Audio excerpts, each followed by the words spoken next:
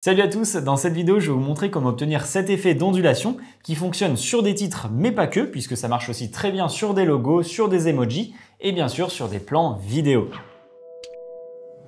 Je me sers très souvent de cet effet dans mes vidéos, notamment sur mes titres, pour leur ajouter un peu de dynamisme et j'aime beaucoup le rendu que ça a. Comme sur Final Cut Pro, on n'a aucun outil qui nous permet d'obtenir un tel rendu, on est obligé d'utiliser un plugin et pour qu'il réponde parfaitement à mes attentes, ce que j'ai fait, c'est que j'ai décidé de le créer moi-même. Si ce plugin vous intéresse, vous pouvez le télécharger sur mon site internet, le lien est dans la description sous cette vidéo. Donc on se retrouve sur Final Cut Pro. Concrètement, une fois que vous avez téléchargé le plugin, il apparaîtra dans vos effets, juste ici. Vous pourrez le catégoriser dans la catégorie que vous souhaitez. Moi, perso, je l'ai mis dans mes effets et vous voyez que l'effet ondulation est juste là. Pour vous montrer comment ça marche, je vais vous donner 3 exemples. Je vais le faire d'abord sur un titre, ensuite sur un logo et ensuite sur un plan vidéo. On va commencer tout de suite avec le titre et la seule chose qu'il y a à faire, c'est de faire un glisser-déposer de mon effet sur mon titre. Et là, c'est bon. Alors, je vais mettre le titre en plus gros comme ça, on verra mieux. Hop. Et donc maintenant, si je lis mon plan, vous voyez qu'il y a de légères petites vaguelettes autour de mon titre, mais on va pouvoir personnaliser tout ça grâce aux différents curseurs qui sont dans l'inspecteur. Donc là, je suis sur mon effet ondulation. Vous voyez que le premier curseur, c'est la taille. Et donc, si j'augmente la taille, logiquement, la taille des vaguelettes va augmenter. Donc, plutôt que de faire des mini vaguelettes, ça va faire de grandes vagues.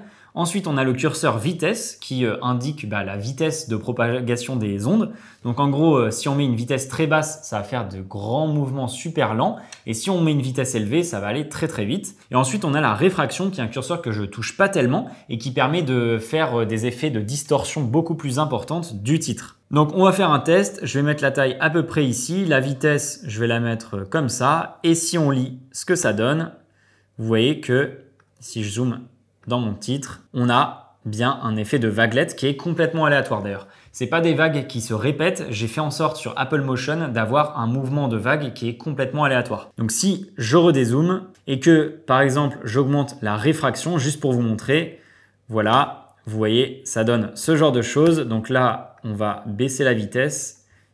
Et si je lis, vous voyez que ça fait vraiment une grosse distorsion de mon texte. C'est pour ça qu'en général, je laisse la réfraction assez basse pour garder quand même une apparence assez normale. Maintenant, si on passe sur le logo, je vais le mettre au-dessus de mon arrière-plan quadrillé, comme ça ce sera plus visible. Pareil, je prends mon effet ondulation, je fais un glisser-déposer sur mon logo. Et là, si j'augmente un petit peu la taille et la vitesse, et que d'ailleurs, je vais mettre le logo en plus grand, comme ça on verra mieux. Et je lis, et vous voyez que le logo est animé avec des effets de vaguelettes. Et si je décide d'ailleurs de mettre la taille en tout petit, vous voyez qu'on voit bien toutes les petites ondulations sur le logo et je trouve que ça apporte pas mal de dynamisme dans une vidéo. Pour terminer, je voulais vous montrer sur un plan vidéo, pour vous montrer ce que ça donne. Donc pareil, je fais un glisser-déposer sur mon plan et on va augmenter par exemple la taille des ondes et leur vitesse. Et maintenant, si on regarde ce que ça donne, vous voyez qu'on a un effet d'ondulation sur notre plan vidéo.